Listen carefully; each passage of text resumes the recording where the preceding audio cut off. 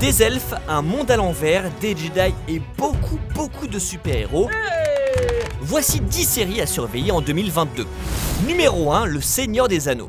En décembre 2022, nous fêterons les 20 ans de la sortie des 2 tours. Et déjà. Mais la fête commencera quelques semaines plus tôt sur Amazon Prime Video grâce à la série Le Seigneur des Anneaux, la fameuse, l'un des projets télé les plus attendus de ces dernières années. La plateforme n'a d'ailleurs pas hésité à allonger un budget de 465 millions de dollars pour la seule première saison, preuve qu'elle mise beaucoup sur cette adaptation des romans de Tolkien qui se déroulera de nombreuses années avant les aventures de Bilbo et Frodon. Il n'y aura donc pas de personnage du Seigneur des Anneaux dans la saison 1, à part Galadriel jouée par Morfydd Clark, la révélation du film d'horreur Saint-Maud. Et oui, car les elfes sont immortels. Bref, on attend la première bande-annonce avec impatience et on imagine que vous aussi. La communauté attend le porteur de l'anneau.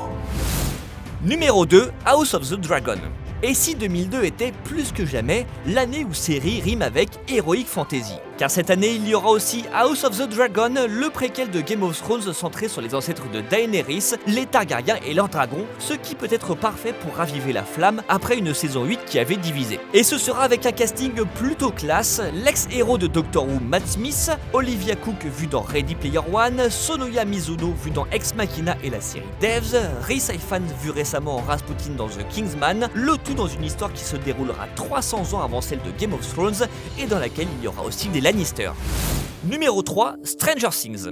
Ils reviennent enfin. Eleven, Mike, Dustin, Will, Lucas, Steve, Robin et tous les autres sont enfin de retour 3 ans après la saison 3. Ce qui fait beaucoup pour des héros que nous étions habitués à voir grandir chaque année sur petit écran. Attendue cet été, la saison 4 est encore un peu mystérieuse, mais elle se déroulera dans 4 lieux. Le labo dans lequel Eleven avait grandi, la Californie où quelques-uns des personnages ont déménagé, une maison hantée à la Stephen King qui laisse présager un peu de voyage dans le temps, et l'Union soviétique où est prisonnier Jim Hopper qui n'est finalement pas mort. Comme d'habitude, on peut également s'attendre à une poignée de monstres un peu flippants, des références en veux-tu en voilà, et une saison 4 de Stranger Things qui ne manquera pas de faire l'événement après nous avoir demandé autant de patience. Numéro 4, Obi-Wan Kenobi. Peut-être avez-vous fêté le passage de 2021 à 2022 devant le premier épisode de Boba Fett. Auquel cas, vous êtes fin prêt pour les séries Star Wars qui nous attendent cette année. Le préquel de Rogue One consacré à Cassian Andor, peut-être la saison 3 de Mandalorian et bien sûr la série sur Obi-Wan Kenobi dont les fans rêvent depuis qu'Ewan McGregor a officialisé son retour et qu'on nous a annoncé qu'Aiden Christensen serait aussi de la partie en Dark Vador pour la revanche du siècle. En tout cas la première avant celle de Star Wars épisode 4. Tu ne peux pas gagner. Après le projet de film avorté, ce sera donc l'occasion de retrouver l'un des personnages et acteurs les plus aimés de la prélogie et peut-être même de découvrir un tout jeune Luke Skywalker. Pour le moment, seul un making-of a été dévoilé, mais la bande-annonce ne manquera pas de faire l'événement et la série aussi. Have another swing at each other might be quite satisfying for everybody. Numéro 5, The Last of Us. En attendant la saison 3 de Mandalorian sur Disney+, c'est du côté d'HBO et OCS qu'il faudra se tourner pour retrouver Pedro Pascal. Et sans casque, grâce à l'adaptation en série du jeu vidéo The Last of Us, dans lequel un homme et une ado traversent les États-Unis dans un monde post-apocalyptique où la mort peut frapper à tout instant. Vu comme les adaptations de jeux vidéo sont rarement réussies, celle-ci va être attendue au tournant. Mais son créateur Neil Druckmann sera de la partie et il a collaboré avec les auteurs de Tchernobyl, donc autant dire qu'on est potentiellement sur de la qualité et qu'on aura même le droit à une réunion Game of Thrones entre Pedro Pascal et Bella Ramsey qui incarnait Lyanna Mormont. Numéro 6, Moon Knight. Entre deux séries Star Wars, il y aura du Marvel sur Disney+. La phase 4 du Marvel Cinematic Universe avait débuté sur petit écran avec WandaVision en 2021 et il y aura encore de quoi faire cette année avec potentiellement jusqu'à 4 séries, dont Moon Knight avec Oscar Isaac en militaire ressuscité par un dieu égyptien et dont les images rappellent l'ambiance d'un Batman. On aura aussi Miss Hulk qu'on nous annonce comme une comédie judiciaire sur la cousine de Bruce Banner qui aura elle aussi la possibilité de se transformer en créature verte lorsqu'elle devient rouge de colère. On attend également Miss Marvel ou les aventures de la jeune Kamala Khan, fan de Captain Marvel qui hérite elle aussi de super pouvoirs. Les comic books sont vraiment super donc il y a du potentiel pour cette série qui devrait nous présenter un personnage que l'on retrouvera ensuite au cinéma 2023 dans la suite de Captain Marvel intitulée The Marvels. Et enfin si tout va bien nous pourrions découvrir l'adaptation télé de Secret Invasion, énorme arc narratif des comic books dans lequel on découvrait que certains héros étaient en réalité des Skrulls, ces extraterrestres capables de changer d'apparence. Si vous n'êtes pas encore assez impatient, sachez qu'il y aura Samuel L. Jackson, Emilia Clarke et Olivia Colman au casting. Numéro 7, Peacemaker.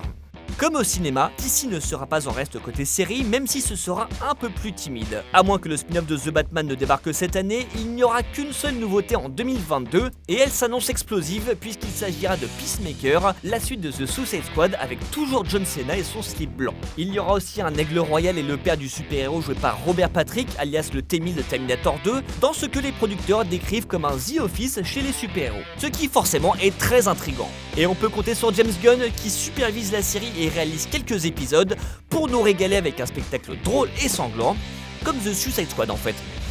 Numéro 8, Umbrella Academy. Côté super-héros, il n'y aura pas que du Marvel et du DC, la preuve avec la saison 3 d'Umbrella Academy qui arrivera enfin en 2022. Et elle s'annonce particulièrement excitante car souvenez-vous, à la fin de la 2, les héros revenaient à leur époque et découvraient que beaucoup de choses avaient changé, à commencer par le fait que leur groupe avait été remplacé par les héros de la Sparrow Academy. Ceci est la Sparrow Academy. Côté casting, nous aurons donc à la fois les héros habituels, dont Robert Sheehan, Emma Raver-Lampman, Aidan Gallagher ou encore Elliot Page, et une poignée de petits nouveaux alors que cette saison 3 devrait s'inspirer du comic book Hotel Oblivion.